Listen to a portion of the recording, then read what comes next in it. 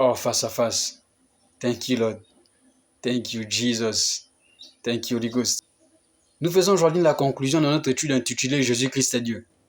Nous croyons que le Seigneur vous a largement béni à travers la première et la deuxième partie.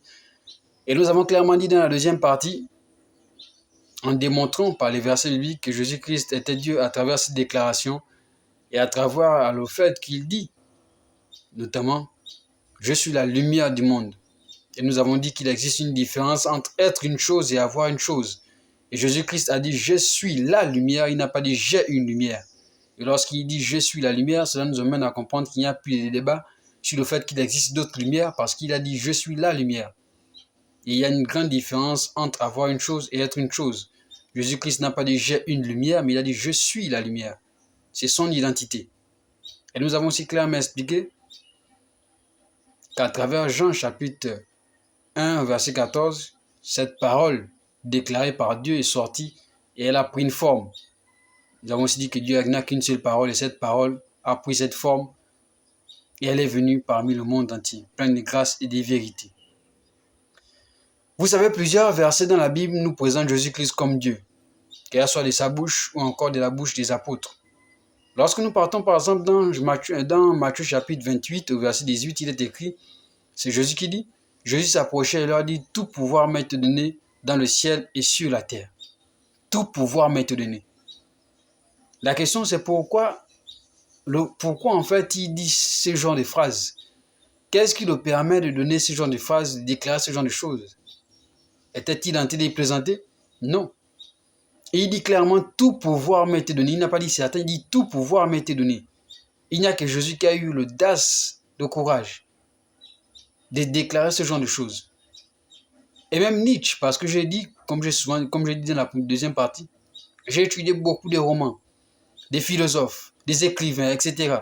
Je n'ai jamais vu dans un seul livre ou un roman, philosophique ou pas, un seul écrivain dire ou encore avoir ce genre de déclaration. Jamais. Même Nietzsche, dans son pire temps d'orgueil, qui a écrit Dieu est mort, n'a jamais osé donner ce genre de déclaration. Lorsque nous partons par exemple dans 2 Timothée chapitre 4, au verset 1, il est écrit, et j'aimerais que vous preniez attention à ce verset, il est écrit, c'est pourquoi je t'en supplie, devant Dieu et devant le Seigneur Jésus-Christ, qui doit juger les vivants et les morts au moment de sa venue et de son règne. J'aimerais que vous soyez un peu attentifs à ce qui est écrit ici. Vous savez, j'ai fait de la littérature et je sais qu'ici, on n'a pas besoin de faire les grandes études pour comprendre ce verset. Remarquez ici, le verbe devoir est conjugué à la troisième personne du singulier. La question c'est pourquoi est-ce que Dieu et le Seigneur Jésus-Christ, pourquoi est-ce que les deux personnalités ne s'accordent pas? Pourquoi est-ce que le verbe devoir est conjugué à la troisième personne du singulier alors qu'il devait être conjugué à la troisième personne du pluriel? Remarquez qu'il est écrit ici, je t'en supplie devant Dieu et devant le Seigneur Jésus-Christ. La question c'est pourquoi la conjonction de coordination et, qui joue aussi un connecteur logique d'addition, n'est pas en fait mise en lumière dans le sens où les deux personnalités ne s'associent pas pour conjuguer le verbe devoir. Le verbe devoir ici est conjugué à la troisième personne du singulier. C'est écrit ici, devant Dieu et devant le Seigneur Jésus-Christ qui doit juger. Pourquoi est-ce qu'il n'est pas écrit qu'ils doivent juger?